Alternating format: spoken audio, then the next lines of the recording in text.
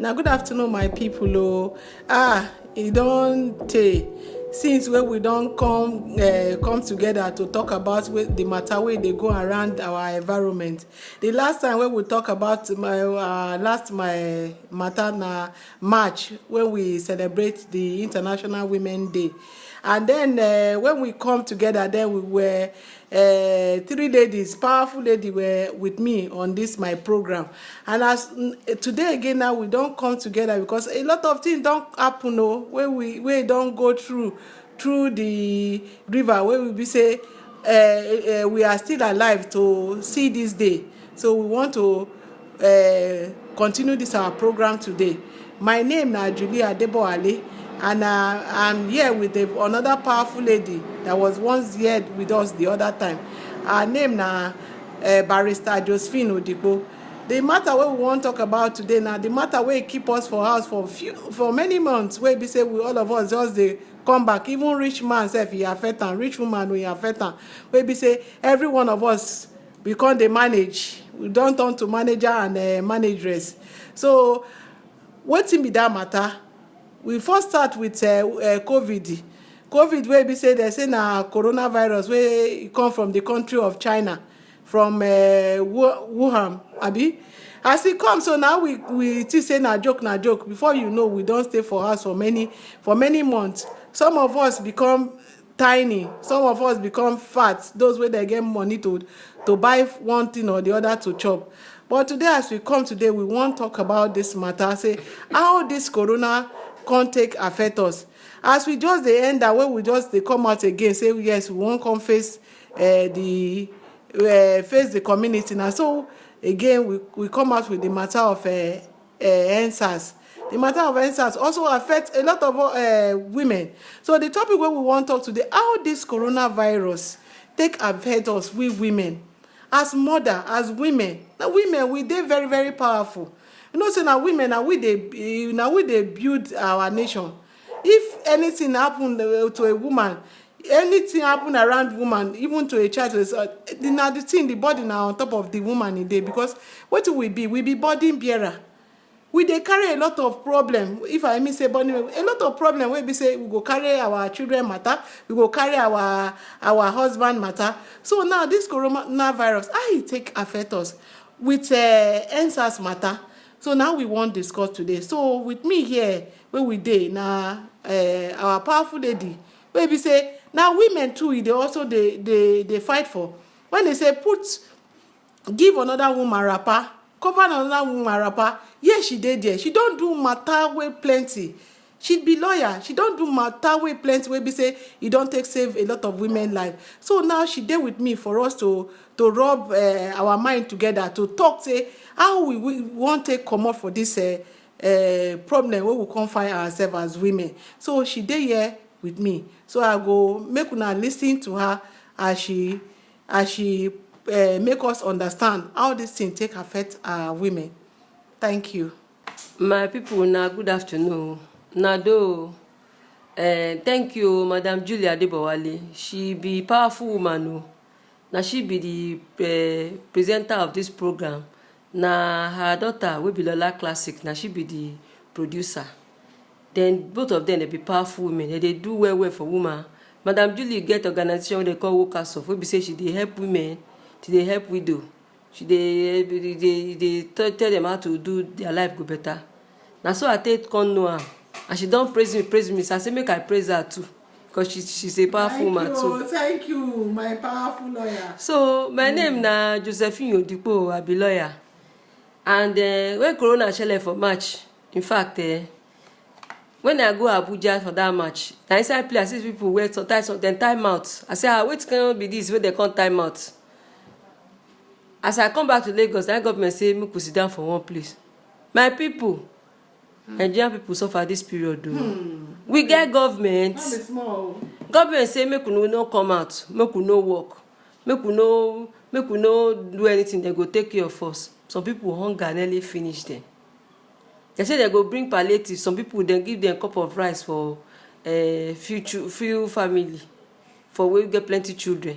Some women maybe say for this Lagos where me and they stay every day. Now people earn money wey dey take dey eat for this Lagos primary thing wey people dey do, people wey plenty pass for Lagos na daily earning. To go market go sell or go do something go sell make dem take see money make dem take feed their family. This one now no come dey, dem say dem lock everybody down and dem come talk say social distance dey, you no go fit go visit brother, you no go fit visit sister. Some women dey wey be say for dem to even go hospital say time for dem to born e even hard, dem no fit go their maternity go dey do their maternity clinic. Some dey go born for house, some born inside motor as this corona take shele.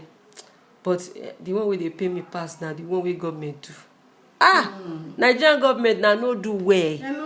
If person no tell una say na no do well, that person dey deceive una. How una go carry food put for warehouse? People dey starve. My sister. People no see food chop. If you go market like this, if you wan buy anything wey you wan buy, dem times 2 am. Because people no know where they go see the next thing. They think say the world wan end. Inside that confusion, some people come still tell say dem share billions. People wey I know, make me say I know myself, I no see the money. And they say dem share money. Nigerian women, if Nigerian women take as this corona take happen, say make dem take swear for people wey talk say dem share food, dem share money, the thing go catch dem. But make we no dey swear for radio, that one na bad thing. My sister, when corona finish, my sister, wetin come enter? Hey, na EndSARS o. EndSARS wey be say our young children wey dem dey go for on their own. Na so police people go stop dem say make dem bring their this thing. They be criminal. They go wear maybe they wear one knicker. They go say we wear it. They just see am or they carry one kind hairstyle. They go say na this thing. They go catch them say na robbing them be. Because I no can't even understand how SARS na special anti-robbery squad na they call them. I don't know wetin come concern one young child wey dey go for street with armed robber wey no do anything. We will just catch am. Before you know, go say I get POS, so bring your ATM like that. So all these children, they don't dey fed up. Many of them say they don't die. They just have to come and say, I beg you, make government look into this matter. How they want to stop them before you know this matter come turn to another thing wey be say our youth, many of our youth they just kill them, waste their life like that. This thing not be good thing for us women. Every now and then now we dey pray say God, may God take control of this country, make our government, may they look into this matter, because the matter they affect us. Even our young children wey we women, if they go outside, we dey tell them make they wear their ID card make they put them for their chest big, so that they go know say they no be nobody will come harass them, because everybody want eat. Come they use children life to take do politics. They take do politics where we no supposed to be. All of us go get children. Even the politicians too, they get their children. Why can't be saying now we be poor masses now they will come they suffer the whole thing? Because they saw say when 2 elephants fight, now the grass go suffer. So now they suffer, and especially for women. And women they suffer because majority of our women they no fit go hospital when they're sick. Some of them they born for house. And this born with them both was they no better care for these children, because no food to eat, no money to spend. So no matter what we say, it really affect us. Women, we want make government make them look into this because we are their mothers now we give birth to them. So they no come to say okay now we also vote them put for there. When we say democracy, this one no democracy anything So na demo suffer. Demonstration of praise. Now I dey see this one also. According to our late fella, it's not demonstration of praise. Because not really demonstration of praise. People who will take our hand vote there, they can't begin to kill our children. They do other things. I even talk one thing. Government, una kill Nigerian women children. Now they talk say na no kill their children. Na carry hooligans go dey beat them for Abuja, na carry soldiers go dey kill them for Lagos. That one good. Na children dey for obodo oyibo, dem dey safe. Why na dey kill poor people children because they no get mouth, they no get power? Una do finish children wey dey struggle, make Nigeria better. No be say make Nigeria destroy. They no say make government comot. Government do am better. Make poor man pikin big man pikin make dem fit live well. Make people no go okay. I hear the story of one boy wey read mathematics first class. He dey farm for village. Na that one suppose dey farm for village. No be suppose say dey develop machine wey Nigeria go take become great. Technology wey be say go. Na those dey make Nigerian women dey feel like say dem waste the breast milk wey dem give children for this country. Dem dey make dem cry every day. No woman go talk say im dey wake up for night im no dey cry for this Nigeria, except una wives wey dey stay for that big mansion wey una dey say. And if this una wife dem be woman wey get woman blood for body, dem suppose pity these children wey dem kill. Suppose pity these people wey no fit feed their family. Dem talk say dem do out of school feeding for during lockdown. Children wey dey house dem say dem dey feed dem. Where the food do? Women no see food do. Dem no see food feed children. Children come dey do 001. If dem see one eat, some go do 000 000 then 001 the third day. Because say make poverty continue, make una continue to dey do una yama. Nigerian government, I shame for una. Shebi na woman born una. Na no behave like say na from other woman na come from. Make una change for this country, because if woman for Nigeria face una, na no go fit hold am.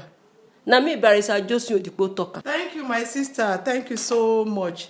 Now, wetin we wan ask be say, wetin be our solution now? Government, how una wan take help us? How una wan take help us? Because we wan know again, fuel don increase. Before now, to enter motor, you want to pay. Light again, dem say tariff don increase. So how una wan take help us, we women? So that because now we dey pray for this nation. Because if we women no dey for this nation, dey pray, how matter wan take be like this? Because some matter wey no reach this one don happen for other country wey be say the country they don scatter. But now our prayers, women, they do the same. We need una to make una come out, do something wey go good, help us, our women, help our children, so that this country go become better country. We no want make this country scatter. We want make this country scatter. We want peace. We want peace. Peace and progress. So thank you. We thank you, because I will know say una go respond. Una be better children. Una go respond. At least na mama na him born una. Okay. Thank you. Thank you. As we know, thank you, my sister, for coming to my program. God go dey bless you. Amen. Next time, we go still bring another program again, another matter wey we go discuss, another real matter wey be say e dey affect us, we go discuss. So thank you so much.